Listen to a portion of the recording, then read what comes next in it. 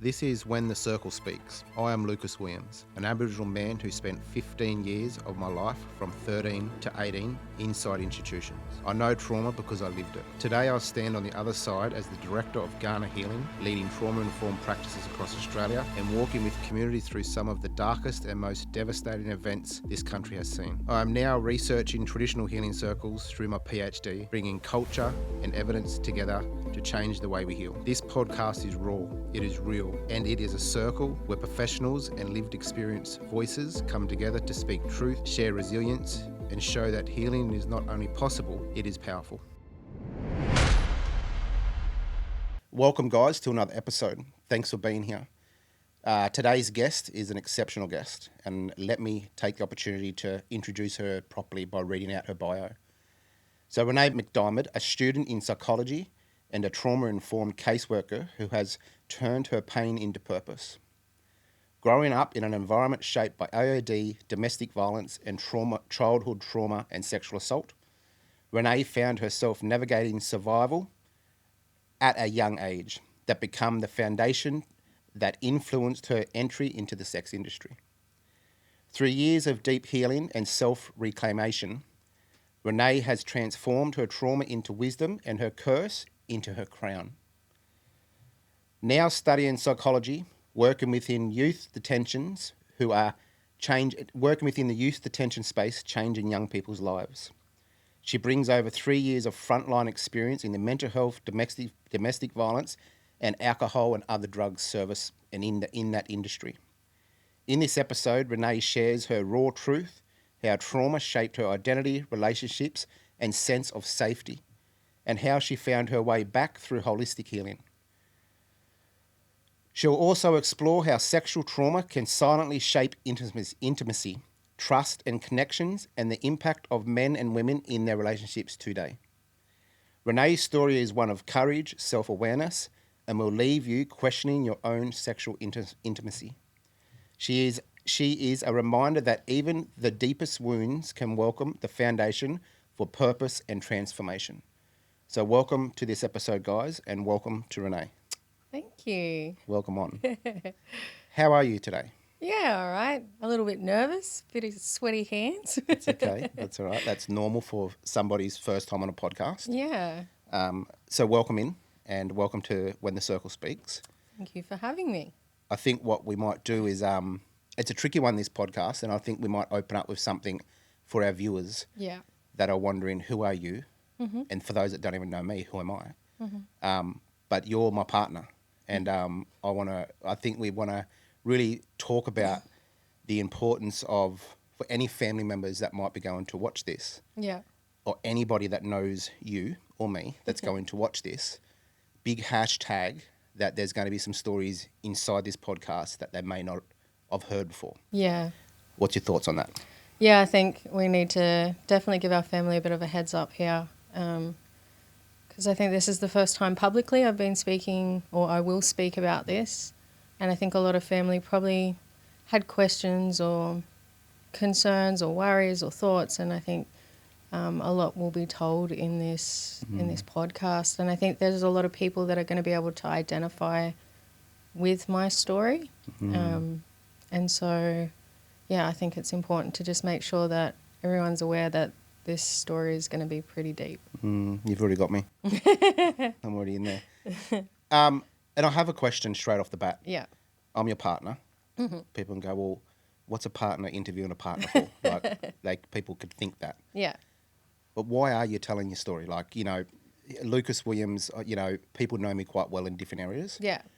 And I know that we've sat and talked about this quite a lot. Yeah. About, are you sure you want to tell this story? Are you sure you want to come on with me? What about somebody else? Yeah. So why are you telling this story, and why are you telling it on this podcast? I think of recent, especially moving into youth justice detention space at the moment, I see my story in so many of my clients that pop up. And I know that that's same with a lot of caseworkers and people on the ground. They're often met with their own trauma stories quite regularly. But I think, there's so many people out there that just don't have the language to name what it is that they've experienced or may feel very alone in their own stories, or may not even have the idea of where to start to heal some of that stuff. And so I've sat with it deeply, and I'm like, is this something that I want to share, and what could be the repercussions, and where am I going with it? And I think ideally I share my story so others can learn and grow, and that's what this podcast is all about. So why not sit with my partner and discuss some of these hard conversations like we do at home all the time? True, that's true. That's beautiful. The way you've just said that is nice. And I tell you, I get to see you in a different light sitting here. It's nice because I get to, we're not sitting at home. We're sitting in this podcast and I'm hearing you seriously. Yeah. And a lot of partners need to do that with each other. All right. So who are you? Let's jump into who you are. Where'd you grow up? Yeah. If you were to describe yourself to somebody, Renae, who are you? Where you come from? Yeah. I grew up on the central coast of New South Wales, a small little town called Ettalong, Umina, Woy Woy, that kind of space. I was raised by a single mother who suffered with mental health and AOD for most of my childhood. I did get to have time and spend time with my dad, who lived in Tweed and Casino, which is also where you're from. Mm-hmm. So, We call us the Tweed breed. Yeah, the Tweed breed. Mm-hmm. And so, spent a lot of time kind of travelling back and forth between those two spaces on Greyhound buses to visit Dad and back home. I am someone that I think over the years I've kind of, created a family, and I'm definitely a good mum, and I do a lot of holistic healing stuff now. That's really my passion, would be trying to find holistic modalities or traditional modalities to help heal trauma. Beautiful. And that's probably some summarise of me, maybe. Yes, that is definitely. Yeah, that's definitely you. That's 100% you. Cool. All right. I have a question. Go for it. I ask every person that comes onto the podcast these two first questions before we step in to When the Circle Speaks. Yeah. And just also actually for those that are listening, When the Circle is When the Circle Speaks gives people a platform to tell their story inside the circle for the first time ever. And that's what When the Circle Speaks is all about. So I want to ask you a question for the viewers to listen to. Your concept of what is trauma.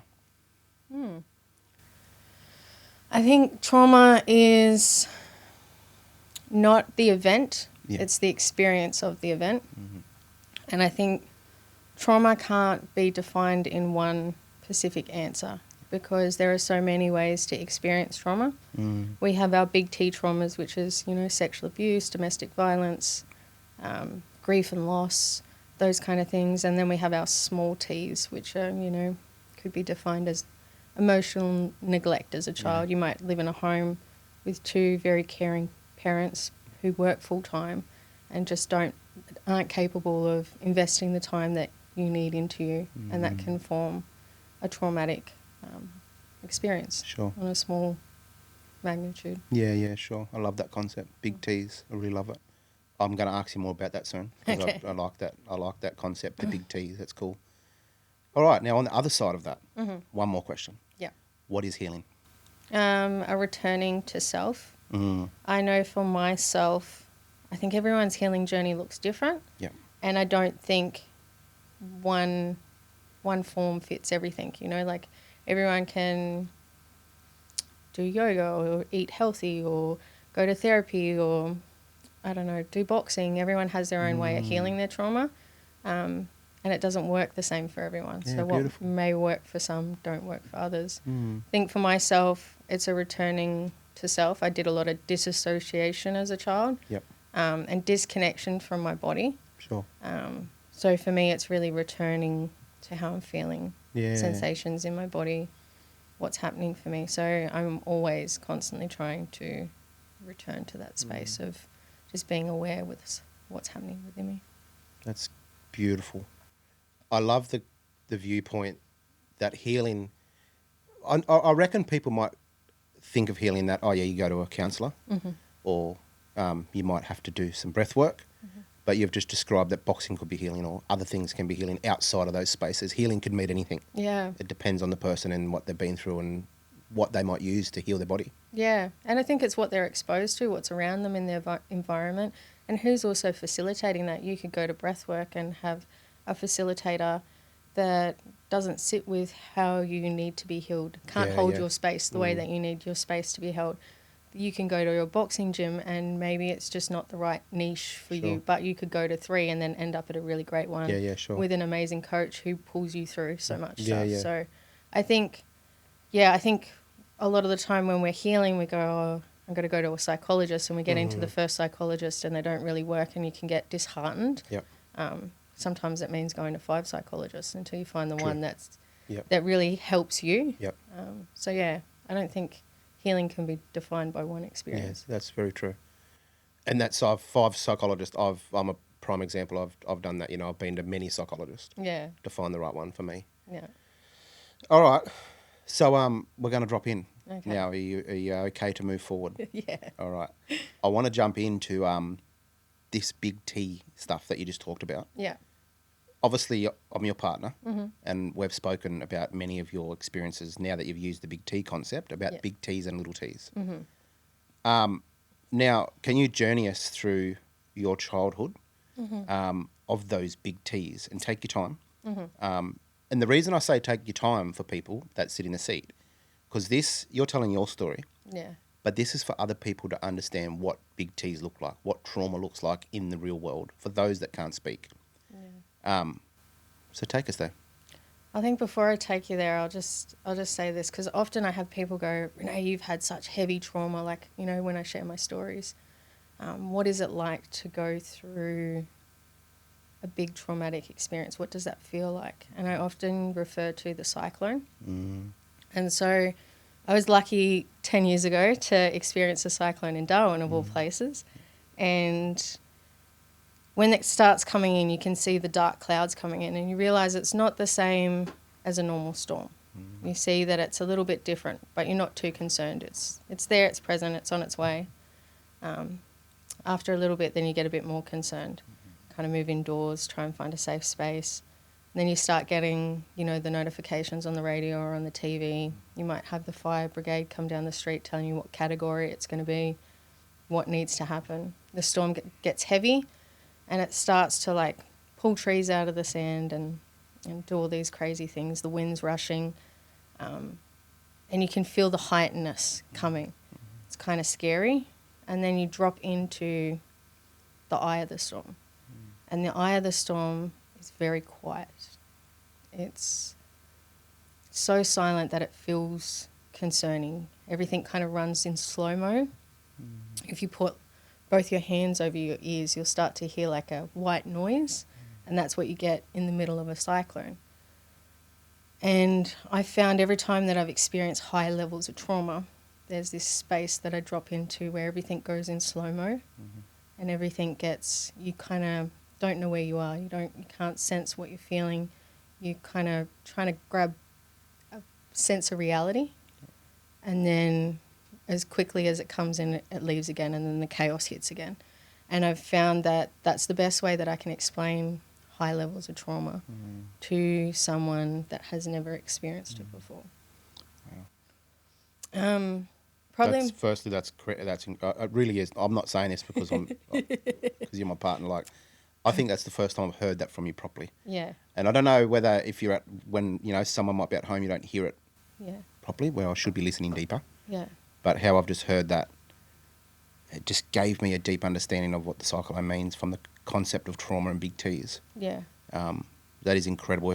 And I'm sure people would understand that, what that is now. That is a beautiful way of explaining it. Thank you. And so when I start to think of often I've sat with psychologists and they're like, what's your first core memory? What's your first core memory? And we've pulled up this memory of my mum. She was in a mental institution prior to coming and getting me from school. She'd signed herself out, which was a big thing with her with rehabs and mental institutions, because she'd voluntarily go in.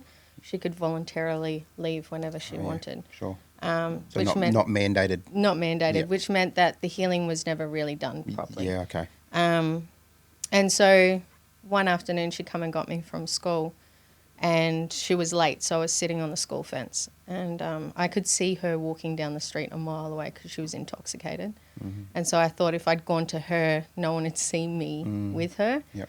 And in Umina, there's this laneway that runs up the back of all the streets, and it goes for blocks and blocks and blocks. And we walked home there and got home. It's probably like 3, 4 in the afternoon. And she had gone into her room and kind of passed out there. And I played for a bit, and then it started to get dark. And sorry, what age is this? I'd probably say about 5. Okay. Yep. Roughly around the 5 mark.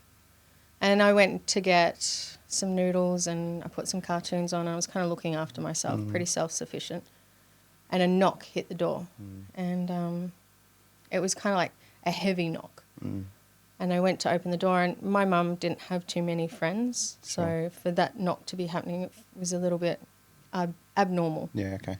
And as I opened the door, there was a man that was just covered from head to toe in blood. And he come in and he started looking for my mum and asking me where she was. And I pointed to the bedroom, and he went to the door. And my mum, being in a state of being pretty intoxicated and probably half to it, kind of shooed him away and got up to go to the bathroom. And he come and sat down at the table. And I remember just seeing him there slumped down, just covered in blood, like blood was dripping from his hands. And automatically I thought this man had injured himself. So I went to the kitchen and grabbed a tea towel and walked over to him and just started cleaning him up. And I remember him looking at me like super shocked that this little girl was here cleaning the blood off him. And it wasn't until like a fair few years later that I found out that he'd actually killed his brother in the laneway behind our house. On that day? On that afternoon. So they'd gone to the pub together. They signed out together, gone to the pub together. Mum has come home, and he's gone and killed his brother in the laneway at the house. And psychologists are like, wow, like that's massive trauma. And for me, it wasn't, I didn't see it as traumatic. Sure. Because there was no threat of anger or frustration or like rage or anything like that. I think he was really shocked that this little girl, he's obviously done something pretty horrific. And this little girl was cleaning him up in such care and kindness. But I have also, discussed that with psychologists, and for me to not be concerned probably highlighted the level of trauma that I experienced quite early on in my childhood. Right. So the domestic violence and stuff like that. Yeah, yeah. Because even if you didn't realise he'd killed someone, for a little girl to see an adult covered in blood, whether it's an accident or not, could be seen as pretty traumatic. And I find I'm sitting here thinking the same thing. Yeah. And you've talked to me about these things before, but, we're in depth here. Yeah. But yeah, for a little girl to see this man with blood and for you to go into the caring mode to clean that up, to look after him, tells a bigger story than what it really is. Yeah. And I think that's what's happened with psychologists. They're like, you automatically, for you to be caretaking for an adult in that space and be very calm about it shows the level of trauma that you experience quite early on. Yeah, okay. Yeah. So that was kind of, I guess, 5 years old from your memory, your first, I guess, introduction into what you would call a big T to some degree. Is that right? Yeah, reflecting on it now. Yeah. At the time, to me, that was obviously normality because there was no fear to it. And I think my life, I didn't really analyse as traumatic. You don't really see it, especially if you grow up in the Housing Commission, AOD space. It's it's normality. It's what happens at home. People get into domestic violence situations. So you were in the Housing Commission space? Yeah. We already started to do that kind of rodeo. Sure. Okay. Radio. Yeah. Radio, what do you mean? Tell us. As in, I think anyone that's lived in Housing Commission can firmly say that there's not a lot of stability that happens in those spaces, especially if they're like cul-de-sacs of Housing Commission. Yeah, true. Well, as you say that, I know now. There's we used to call it, Thursday fight night because everyone got paid and then they'd start to argue with each other at about 12 o'clock, 1 o'clock in the morning, and then, it starts off all good and then by the end it's chaos. So, sure. Police are there and ambulances are there and, Yeah. All right, so T1, that's T1. T1. Yeah, we can say T1? Let's go T1. Oh, that's big T1.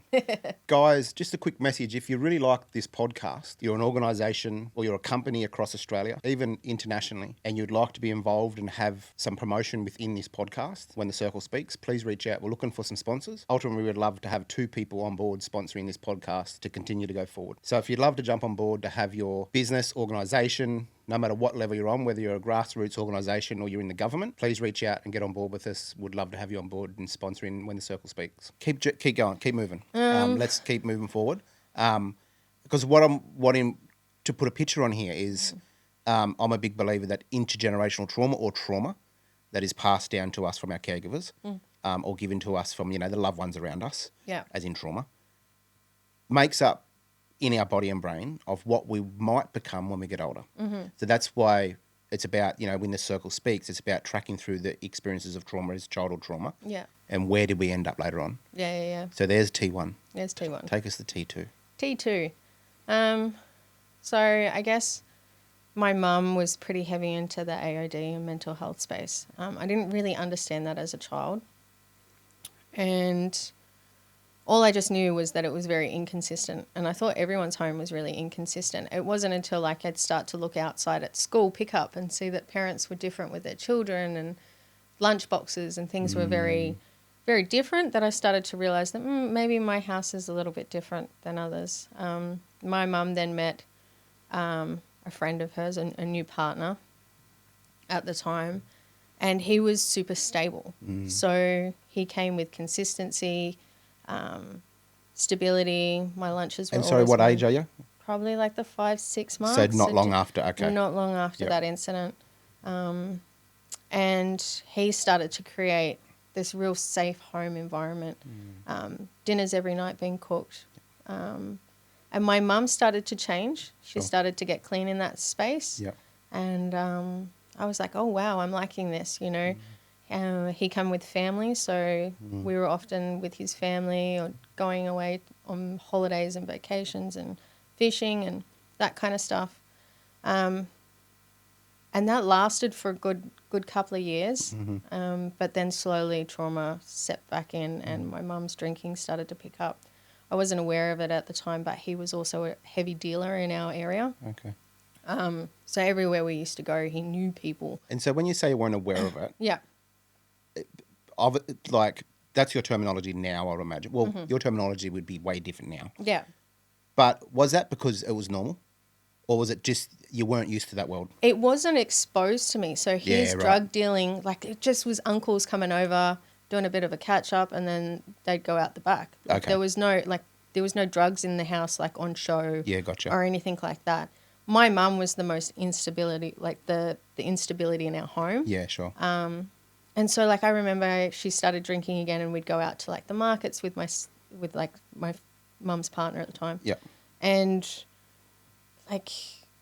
everyone knew him. Everywhere we went, everyone would give him high fives, or True. we'd go to restaurants and go out the back, and I'd get given special treatment, and I didn't really understand it at the time. Yep. Until later back reflecting, going, oh, it's because he knew those people. Okay. That's why. But as the situation started to unfold, the fights started to get more and more bigger. My mum started to go missing. Okay. So she would start to drink, the fights would happen, and then she would leave. Sure. And she'd be gone for a couple of days, a week. Sometimes we'd find her in gutters. Me and him would get into cars and go looking for her. And I remember watching him struggle through that. Yeah, sure. And also there started to be an anger and resentment built for my mum. Yeah, from you. Yeah, from me. Yeah. Because I was like, why is she messing this up? Yeah. There's a good person here. This is a stable life.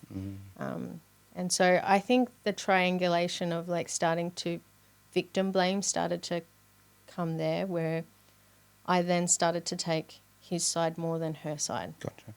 Even though she was the one being abused. Yeah, sure. I didn't realise that at the time. I thought that she deserved the abuse. Okay. And so that started to probably peer me on the side of someone else rather than my mum. Yeah. And then come a pretty traumatic night when They had a fight over something. I can't remember what it was. I was sitting in the lounge room at the time watching cartoons. Yep. And I remember we had like a bar window and they were fighting in the kitchen. So I could see from the lounge room into the kitchen the fight happening. But I remember being disassociated. Yep. And just like that cyclone, it started to kind of form. So you're in the core. I could see it happening. I could see, and as it was escalating, I disassociated. Okay. And I was stuck at the TV. I could see I could hear the screaming. I could hear the things being slammed and all the stuff, but I wasn't looking anywhere else. I was like frozen. Sure. And then it kicked in again, and I jumped up and ran into the lounge room. And he had her by her hair, and he was hitting into her. And she was on the ground, and he was kind of holding her up. But her head was bouncing against one of those big deep freezers. Yeah, sure. So every time he hit her, her head would bounce against the deep freezer and then hit the back door. And the back door would have been like big, thick, with those old school locks, you know, those big metal locks. Yeah, yep. And it'd slam, and then it wouldn't click. The lock wouldn't click, it bounced back. So her head was bouncing between this big wood, the freezer, and his fist. Yep. And I remember panicking, and for the first time, just running in between them. Yeah. And screaming, stop. And I literally got underneath him and on front of her. Yeah. So if he had have thrown a punch, it would have hit me. Okay. And I think it shocked him enough to let go. And he moved back. And she was like curled in a ball screaming, and there was blood everywhere. There was blood over me. There was blood over her. Age? 9, 10. 9, yeah, okay. And I say 9, 10, 5, 6. Yeah. Because when you experience a lot of trauma, you lose track of memories and times and spaces. So, yeah, ballparking 9, 10. Yeah. And so she then went into the bathroom, and I tried to clean her up the same way, I guess, as I was cleaning that man up.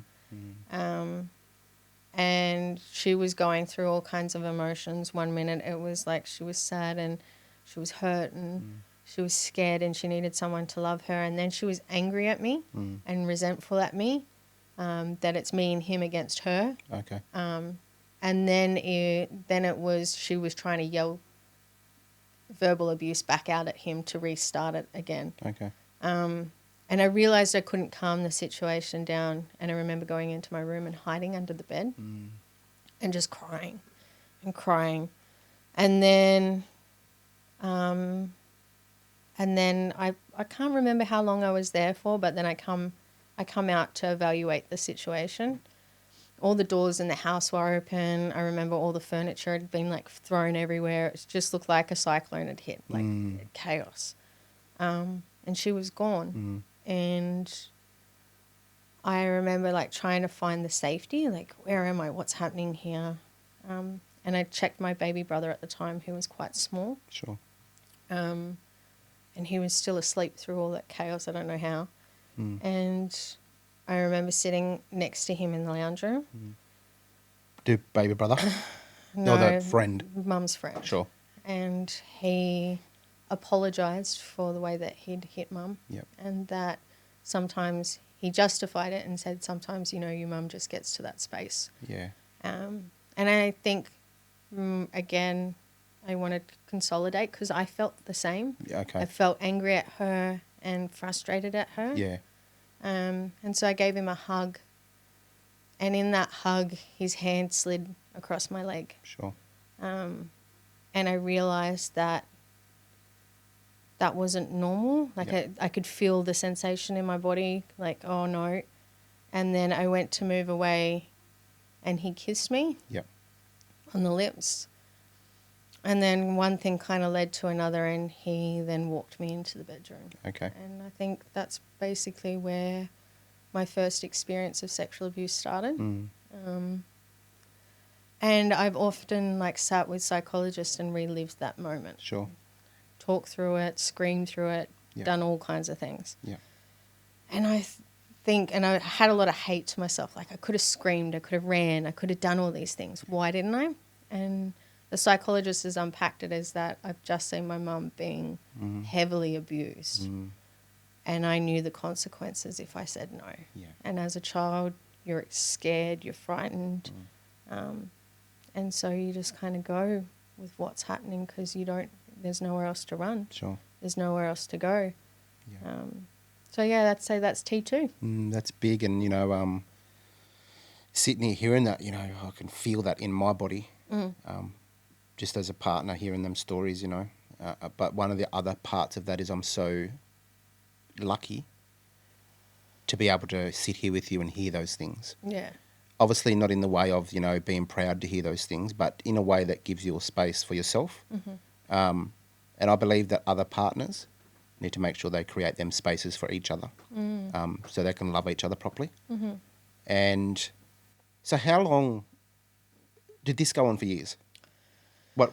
Yeah, there's T2. So what did it go on for years? What?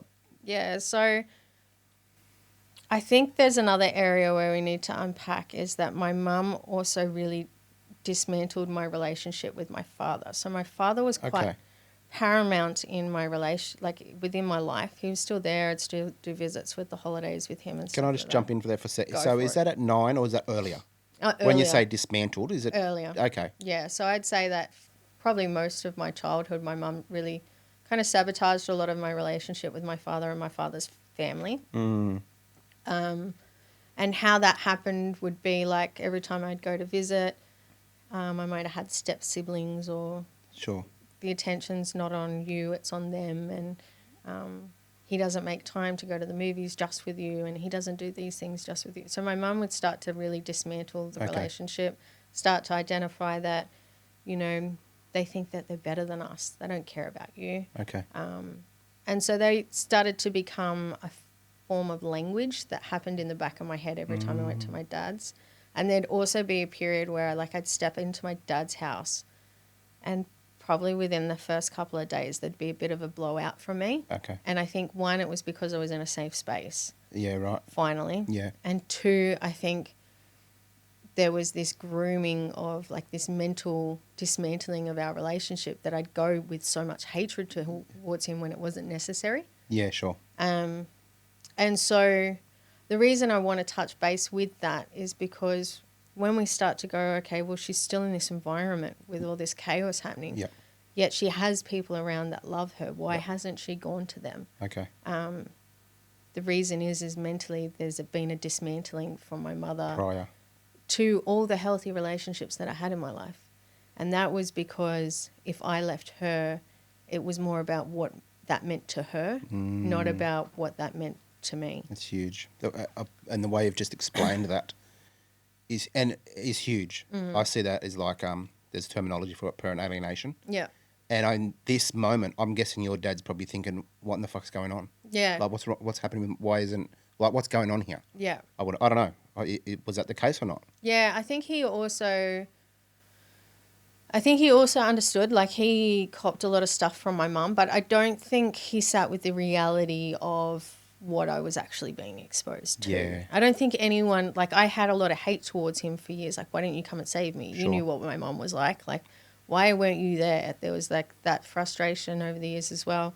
And I think when I look at it, no one can really know. Unless you're there. Yeah. No one can really know what you've been exposed to or those kind of things. So, yeah, I think my dad was kind of unsure of what was really happening or how to handle it. But he was always very loving. Yeah, yeah. And showed up for me. And so did his side of the family. All my aunties, some of my best memories as a child was in those spaces with those people. Were you angry with his family or just him? Sometimes. Well, I shouldn't say his family. Were you angry with your other side of the family? Yeah. Sorry, that's not good language. Yeah, his family, it's not his family. Yeah, it's my family. It's your family. Yeah, I think, look, I had aunties I have some pretty good aunties that are they've done a lot of hard yards. My aunties have become, built lives for themselves. Yep. One auntie that had 4 boys under the age of 8, she was just a little pocket rocket. And, another auntie that's built a really good life. She owns her house here at Broadbeach, has a boat. Joy's life. She's worked really hard for it. Yep. So I have my family on that side are, travel, they enjoy life, they work really hard. My mum was kind of dealing with heavy mental health. So we grew up in housing commission. Yep. It was just me and her. There was a lot of AOD, drug use. So to her, they would have been perceived as threatening. Yeah, okay.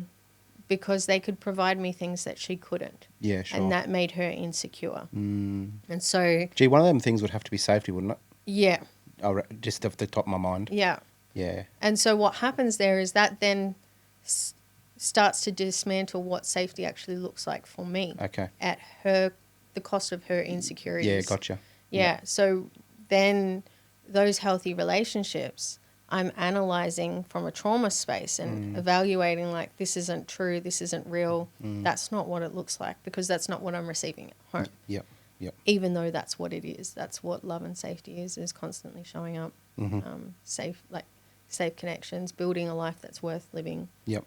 Those kind of things. So, yeah. Sure. Okay, that's huge. So that's T2.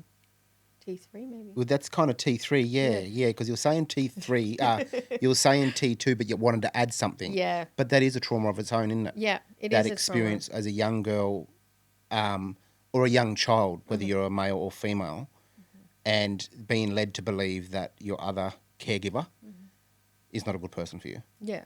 That's a huge thing.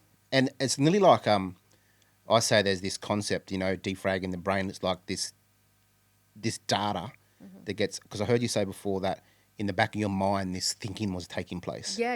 It's a data that's being downloaded and it becomes your own thinking process when you get older and you think it's your own, but it's not. Yeah, it's a self-identity. Yeah. You start to, this is what forms addictions, this is what forms relationships that hold domestic violence. These are the things, because your identity is that you're not fully loved, you're not fully cared for, that these people that are really kind and caring towards you look down upon you. Yeah, sure. And so you start to get this format that people in the world look down upon you. Wow. And that you're not loved. Yeah. And then that builds a mistrust not only with the outside world but also with yourself. Yeah. Yeah. Which is massive. Yeah, wow. Okay, big stuff. And if we go back to your mum's friend, I'm always very careful of this language. Yeah. But this is the reality of this situation. He was a perpetrator. Yeah. That's what he was. Yeah. He was a perpetrator of domestic violence, and he was a perpetrator of child sexual assault. Yeah. Would you agree with that? Yeah. Yeah. And at a later date, I ended up taking him to court through that, which we can unpack. But yeah, I fully agree. I think there was there's always been this undertoning that he experienced probably a hard relationship with my mum. Yeah. But he also chose to be there. Yeah, okay. And so his projection of his pain and the things that caused him to create those actions, he wants to justify it and say, well, these things happened and therefore I then done this. Nothing justifies the action. And there was always a time that you could have removed yourself from the space. Yeah. And you chose not to. Yeah. What interests me in this conversation that you've just shared with me is that it took him quite a while to groom you. Yeah. It wasn't overnight. No.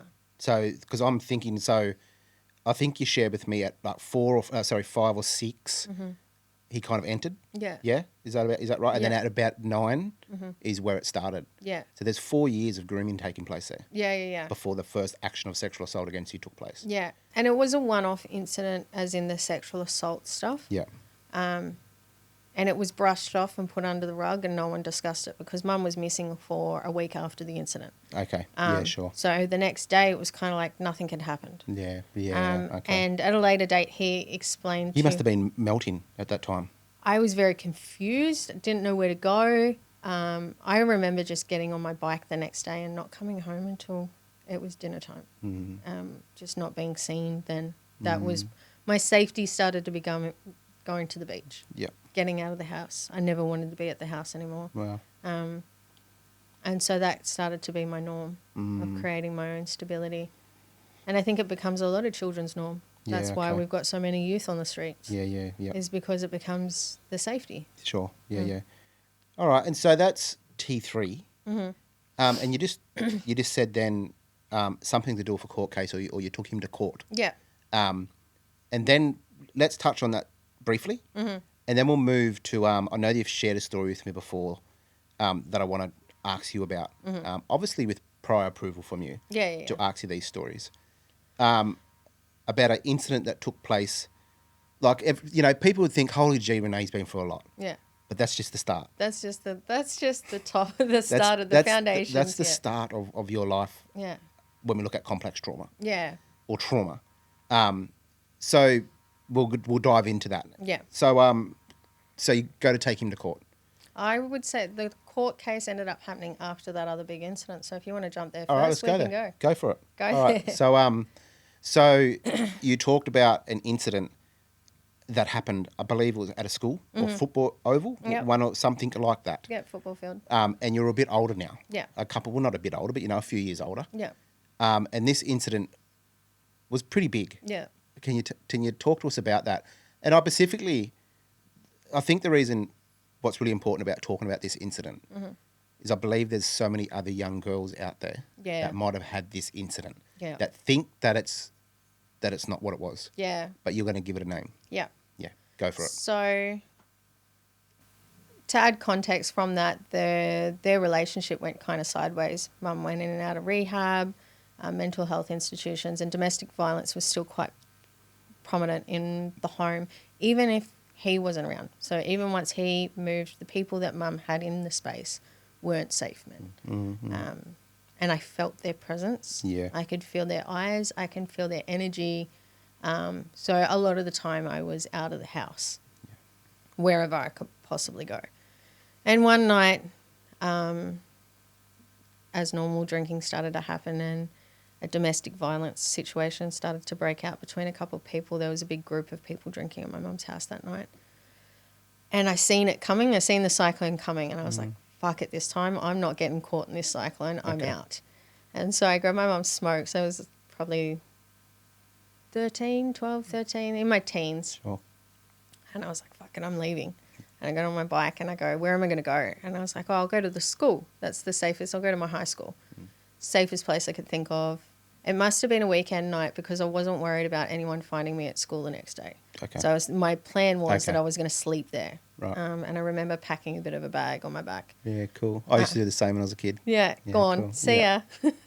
And so, I get to the school and I was thinking to myself, I remember feeling so good in myself, like I've removed myself from the situation before it's about to evaluate. And as we come around the corner, because I've come around the corner on the bike, I've heard it before. I've even kind of come around this group of people and automatically my gut sinks. Okay. And I turn around this corner. Before we move forward, why did it sink before you got there? I think it was because hearing the noise, but I was kind of traveling around the corner at a certain speed that I wasn't able to kind of slow down enough that I wouldn't have been seen. Gotcha. And so I knew that there was a big group of people and I've just come from a big group of people drinking. I don't want to be in another situation of a big group of people drinking. And it was too late by now. Yeah, too late. So come around the corner and automatically I see them. Yep. And it's just a whole crew of young boys drinking. Yeah. And some of them are from my year. Sure. Some of them are from the year above. Yep. And they're smoking and they're kind of drinking. And where they were, there was no way past them. Okay. As in there was like a big steel fence behind them. There was no way to go to the left or the right. And at the time I was on my bike, but I couldn't touch the ground from my bike. So I literally, to turn my bike around, I had to get off the bike and physically move it around. So I knew I couldn't swing this bike around. And they approached me and they're like, hey, Renae, what are you doing? What are you doing here? And I was like, I'm... How many? 10 to 15 of them. Okay. And so I was like, I've got to get home. Yep. Mum's threatened me with the police. Sure. I knew that if there's people waiting for me, that this could de-escalate. And I was like, I have to go. Sorry, I took the wrong turn. Yep. And I went to get off my bike. And as I've gone to get off my bike, they've approached me. Sure. And come closer. And one of the boys grabbed hold of my arm. They're like, come drink with us. Come. And I was like, no, I don't want to drink. And I kind of like pushed him away. And he's like, no, you can. And one of them piped up from the corner, like, we only just want to have some fun. Come have a chat. And I knew straight away, like, I'm in a situation that I need to get out of now. One of the boys had taken my bike And so basically there was a dude standing next to me, and I seen just out of the corner of my eye that there was a gap Yep. between the crew that I could leg it through. And then it ran out past the school blocks and then onto the school oval. Yep. And I was like, that's my breakthrough. Okay. I can't go back. There's people around me now. I'm kind of surrounded. That's the only way I could go. And so I literally just ran. I ran for my life. And as I've come up around the corner, I thought immediately me running, people wouldn't chase me. I didn't think at any point that these young fellas would chase me. Yep. But a crew of them did. Some of them stood back, but a crew of them started to chase me. And a couple of them were football players, Yep. so they had some speed on them compared to me. And I remember them like grabbing hold of my arm and my jumper half falling off and me just like ripping my jumper off and kept going. And then another one kind of grabbing my arm and me kind of like sidetracking out of that. And then it was kind of like a struggle. They started to kind of grab onto me by the time I'd made it over the little road and onto the school oval. And I knew a part of me, like I was screaming, I was yelling. I'm like, someone's got to hear me this time. Like someone's got to hear me. And they ended up pinning me down to the grass and flipping me over. And I remember just seeing the numbers of them around me. And I realized in that moment that I'm not going to get out of this. Yeah. No amount of fighting. And, you know, I was still fighting. I remember kicking them and attempting to bite someone. And it wasn't going anywhere. I was just getting nowhere. Sure. And so the disassociation kicked in and I fawned and just kind of dropped on the spot. And through that, it was kind of like the inside of the cyclone again. Yep. I could feel my body kind of being moved around and my clothes being taken off me. The boys attempting to kiss me. Yep. But I remember being just frozen and just kind of laying my head on the grass and staring at the dew on the blades of the grass. Wow, that's how. Yeah, wow, that's huge. Yeah, that's how like I was like so focused on that little piece of water dripping down. I don't remember how long or what happened, but I just remember them leaving. Yep. Still being in that disassociation stage though, like it was like I couldn't move my body. Yep. Until the cold kicked in. Yeah, okay. And then I could feel the cold all the way over my body.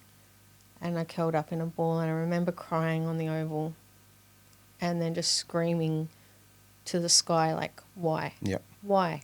What have I done so wrong for me to be in this space? What was it that, like, why am I here? Why do I keep going through this? Is it something that I'm doing? Like, I really internalized that as my own doing. Yep. And that's something that we've had to unpack in psychology. Sure. Because I almost blamed myself for the abuse that happened to me. And that moment was so impactful because it turned me against men in whole. Sure. And my trust towards boys and men completely disappeared. And I think rightly so. Yeah. You know, yeah. And it also, craziest thing, it also was paramount in my healing journey as well. Yeah, sure. Was because two of those boys that were in that incident, one committed suicide. Wow. Over the thought process that he'd exposed to another boy that was engaged with it, that he couldn't live with himself because he didn't want to be there, but he felt pressured to be in that environment. Wow. And he couldn't live with the concept that he'd hurt me to such a degree. And another one reached me on Facebook probably in my mid-20s and just was like so apologetic. And it was key in my healing journey because I was really in a space where I was kind of starting to build on trusting people again. Yeah, okay. And this person exposed that the other person committed suicide and also that he himself had lived with nightmares of that event and often talked to his wife about his actions in that and how much guilt he has. And if he ever had the opportunity to apologize, he would. And I think that ultimately gave me healing in a way that I don't think a lot of people get to experience in those environments, is because they experience sexual abuse, but very, very rarely do you get an apology. Yeah, right. Very rarely do you get an apology from the person that's the perpetrator or Yep. who was involved. And I think it also highlighted to me that sometimes perpetrators in those spaces, especially in the young boy group dynamic of drinking and drugs and that kind of stuff, can sometimes get peer pressured into those environments unwillingly. Sure. And then have to live with the consequences of their actions. So, it That's gave me a huge. whole healing process. Okay. But it caused a lot of pain. Yeah, a sure. lot of pain. Yeah. That's a huge story. And the way you've explained that for the young fellas that might watch this, those that might have engaged in anything like this, this is going to be big for them to listen to. Yeah. Because you're giving a real life account about what can happen when peer pressure kicks in from young boys that have been raised wrongly. Yeah. Because that's what it is. Because any young boy in their right mind that's been raised in the right environment would not run after you in a paddock or in a field and do those types of things to you and pin you down. That's deep-seated trauma to do that, in my interpretation of what Annie Judy Atkinson says, behaviour as language. Yeah. And before we move on, I don't often say, I often always give people just space. But as your partner, I'm so sorry you've been through those experiences. Yeah. I wish I could fix it, but I can't. I can't fix it. No. I can just be here and love you and hear it. Yeah. I'm glad I can listen to it. Yeah. Because I know that some partners might not be able to listen to that stuff. Yeah. And while I'm here listening to you, I'm inside, my body is doing backflips. Yeah, I know. Because I'm imagining what that childhood would have been for you. Yeah. What it would have been like. So I'm so sorry that happened to you. Yeah. But I know the woman you are today, like, you know, these experiences have shaped you to be like a power horse in the space of healing. Yeah. So let's jump into the court case quickly. And there was one other thing. Did you mend things with your dad?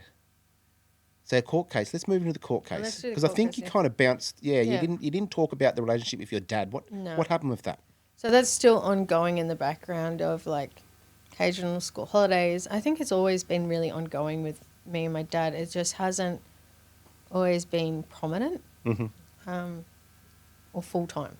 It's something that like me and my dad have occasional catch ups and occasional calls. That's always been kind of the thing for us. Although that, and so you're saying that's like in today's life. Is that what you're meaning? Just in general over those years, I think because of that relationship that my mum had formed, all those ideas in my thought process that my mum had created. Yeah. I never reached out to my dad. I actually protected him. I felt I had to protect him Yep. from the things that I experienced. Yeah, yeah. Did you ever think your dad's place was the place that was unsafe? No, but I did feel triggered there. And the reason I felt triggered was because I didn't know what safety looked like. Yeah, sure.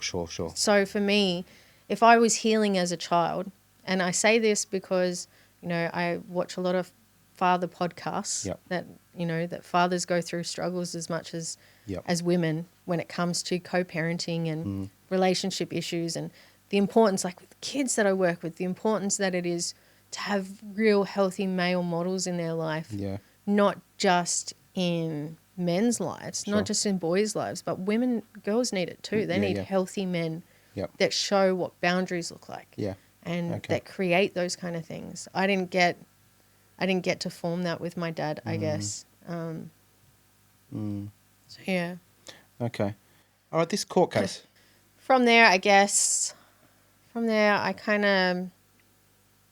ended up getting to a point where I told my mum what had happened and the abuse that happened to me from her friend and also just in life, and that I hated her, that I hated her for not being there for me, that I hated my dad for not being around, and that I hated everyone for... So you hated your dad for not being around? Yeah, but it was never his fault. It wasn't like he wasn't allowed to be around. And you hated your mum for what You endured. Yeah, because she was gone most of the time, or she was dealing with her own pain. Now, as a healed version, I can go, she had her own pain. Yeah, and she was trying to just get through that. Yeah. But at the time, I was like, I'm your daughter. Yeah. You should have looked after me. Yeah, so yeah. there was a lot of pain and a lot of anger. And she got jealous over the fact that her partner pursued me, is what she Sure. called it. Really? Which made me even more angry because I was like, you're supposed to protect me. And she tried to get me to move back and live with her and him. Sure. And I was just like, this is some Jerry Springer shit. Yeah. I'm not like, Yeah. no. And I went to a party that night Yep.